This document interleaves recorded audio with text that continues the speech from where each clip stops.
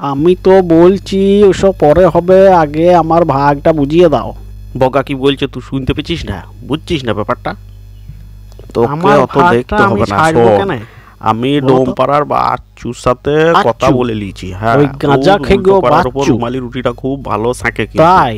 ও একদম, হ্যাঁ, সেই আমি বুঝে লবো, তোকে বুঝতে তাই হবে। ও দিঘির পারে সারাদিন গাঁজা টেনে পড়ে থাকে, ও বানাবে রুমালি রুটি।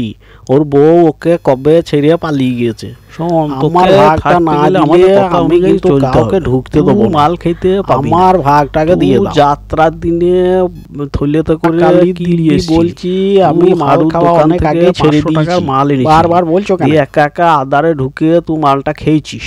তোর মুখ থেকে আমি সেদিন মালের গন্ধ বেশ ভক ভক করে করেছি, পেয়েছিলাম, আমি বুঝলি? আদারে মাল খেয়েছি, সেটা নিজের পয়সায়, আবার কি? খাবো। কি হয়েছে কি? শোন, তুই কিন্তু মাল খেতে পাবি না, এটা তুই ভালো করে বুঝে লে।